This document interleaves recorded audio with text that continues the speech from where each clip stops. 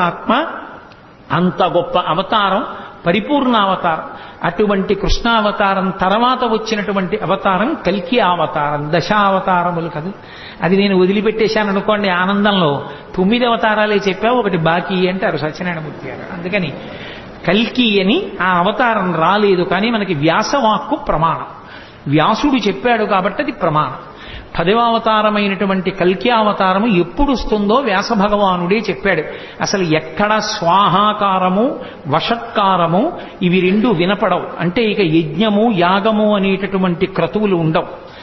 గోవులు విశేషంగా వధింపబడి గోమాంసం తినడం లోకంలో ప్రారంభమైపోతుంది. వివాహ వ్యవస్థ నిలబడదు. తల్లిదండ్రుల్ని చూసే బిడ్డలుండరు. భర్తని గౌరవించే భార్య, భార్యని చూసే భర్త లోకంలో ఉండరు. పురుషుల యొక్క ఆయుర్దాయం 18 సంవత్సరములకే పూర్తయిపోతుంది. స్త్రీలు కేశపాశములను విరబోసుకుని తిరగడమే లోకంలో పెద్ద విశేషమైనటిదిగా అయిపోయి జట వేసుకునేటటువంటి సాంప్రదాయం విచ్ఛిన్నమైపోతుంది.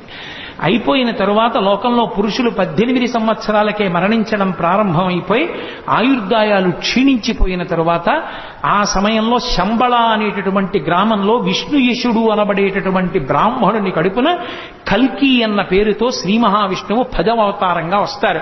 అది ఎప్పుడు అంటే కలియుగం చిట్ట చివరిలో, కృతయుగానికి ప్రారంభానికి మధ్యలో ఆయన అవతరించారని గుర్తు ఏమిటంటే పాపులందరికీ భంగధర వ్యాధి వస్తుంది.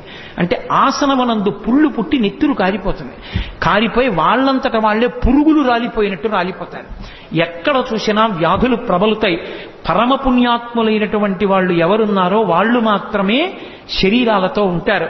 ఆయన శ్వేతాశ్వాన్నెక్కి కాషాయ పతాకాన్ని చేతిలో పట్టుకుని అధర్మంతో మిగిలిపోయినటువంటి బలవంతులై రాజ్యాలు ఆక్రమించినటువంటి వాళ్ళు అధికారానికి తగినటువంటి అర్హతలు లేకపోయినా సింహాసనాల మీద కూర్చొని పరిపాలన చేసే ప్రభువులందరినీ దునుమాడతాడు.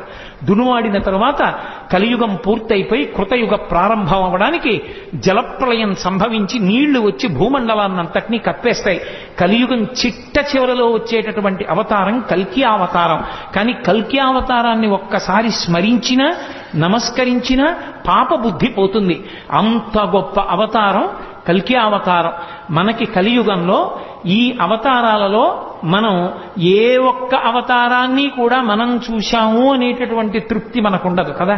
ఎందుకంటే మత్స్యావతారం, కూర్మావతారం, వరాహావతారం, నరసింహావతారం, పరశురామావతారం, రామావతారం వీటిల్లో కానీ లేదా ద్వాపరయుగంలో వచ్చిన కృష్ణావతారం కానీ ఏవైనా సరే భక్తితో అనుసంధానం చేస్తే ఇప్పటికీ అనుగ్రహిస్తాయి. అసలు పరశురామావతారం చిరంజీవి మహేంద్ర పర్వతం మీద ఇప్పటికీ ఉంది అని నేను మీతో మనవి చేశాను. కానీ వీటన్నిటినీ కూడా దర్శనం చేయడానికి దశావతారాల్ని చూడాలనుకుంటే అవకాశమున్నది ఒకే ఒక్క చోట ఉంది. దశావతారములను దర్శనము చేయవచ్చు. ఎక్కడ చేయవచ్చు అంటే అన్నమాచార్యుల వారు చెప్పారు. ఇందరికీ అభయమ్ములిచ్చు చేయి కందువకు మంచి బంగారు చేయి.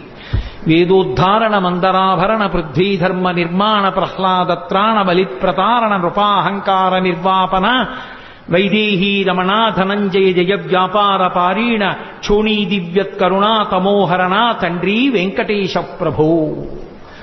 ఆ వెంకటేశ్వర స్వామి వారి దర్శనమే దశావతారముల